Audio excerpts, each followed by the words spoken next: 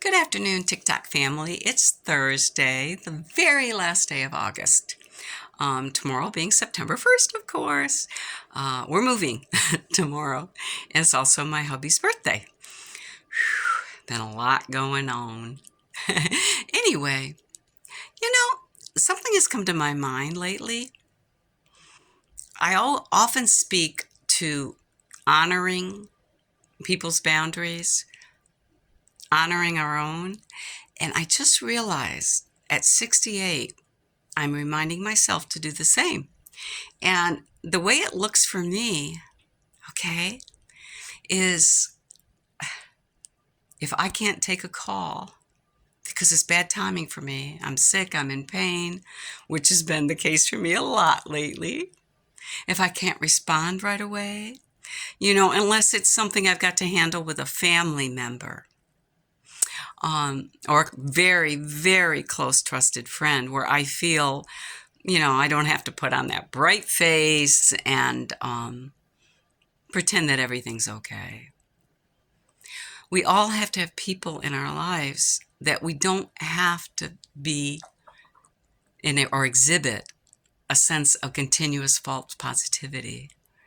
We can let our guard down. We can even say, well, this isn't the best time for me. Let me get back to and think of what might be a better time and see what works for you as well. Okay? And that's why your circle, folks. This is why your circle gets so much smaller. It isn't that you don't love others or care about others. You just realize that, if people are always talking over you, they don't respond to you or the things that you're saying, and you feel you have to force just to get a sentence in, or you have to repeat like, something that's very valid and important to you, um, you know, let it go. Let it go. Remember, there are multiple kinds of boundaries, and there are people you love that you can set firmer boundaries with, but still be in their lives. You just have a limited amount of interaction that's healthy for you. And of course, you always want it healthy for them. But I also believe by modeling healthy boundaries, that kind of, if you don't teach people how to treat you, you have to teach people how to treat you, but also it might give them insight and strategies how to do that for themselves. And also steer them in a way so that their interactions are less draining on others and positive as well. Remember, the way people interact with you is about them, not really about you. Okay? But if it's a consistent pattern that you find draining, just not productive, you feel like you're spinning your wheels. Here we go again. Here we go again. Um, you know, my belief is my energy is precious. I say this to my husband. I say, please don't take this personal, but I really don't want to talk about politics first thing in the morning. What works for him, that's fine. He gets up, he's raring to go, da da da. I'm not. I have to ease into my day if I want to have a productive, healthy, happy day. Okay? So he works with me.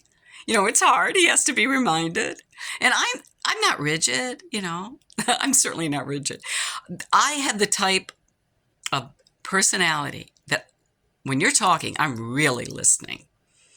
I hear what you say. If you're with me in person, I'm observing your body language.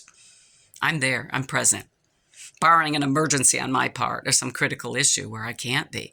So, I want to be focused. I want to be 100% mindful and 100% present. So if I can't be, I'm going to honor that. Okay? And so the other thing I would advise is take a break. Give yourself a break.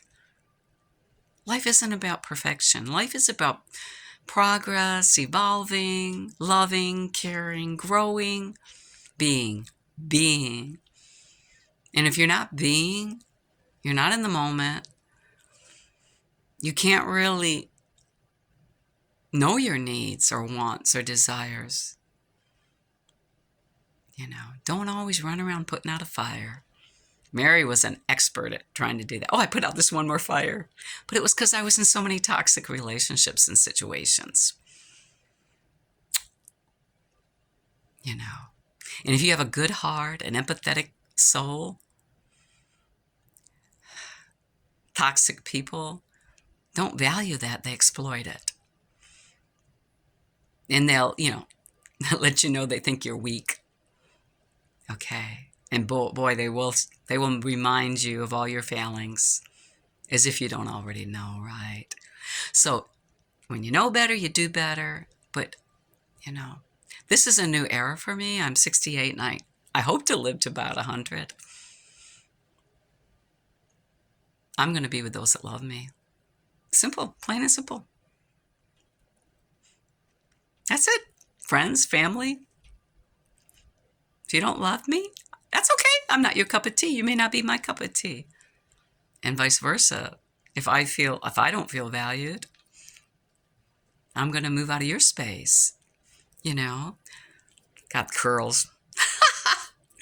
I just suddenly glanced up and I got curls going everywhere. Oh, well, it's so hot. Just took the dog for a walk. I really don't know what the heat index is or even the temperature. It sure felt like about 115. I'm trying, this has nothing to do with this topic. I love y'all so much. I really appreciate y'all so much. I get such sweet messages. I love it. But I have to tell you, I'm overheated.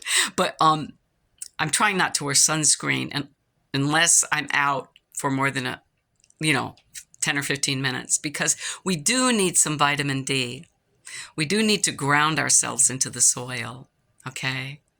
There's a lot of toxic ingredients in sunscreen too, but I've had skin cancer and several precancerous lesions. So, I'm kind of like trying to weigh the pros and the cons.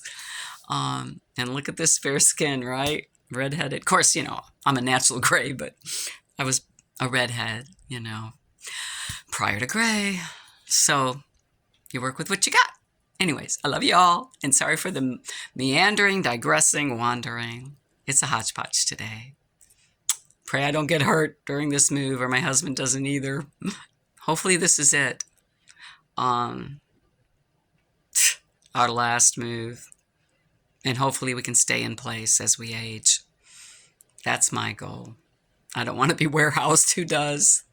There's really no family member in a position, So, we're going to do our advance directives, our power of attorneys, everything that needs to be done. And, hopefully 95 years old, I'm lying in my little bed and just peacefully go. I love you all. You take care.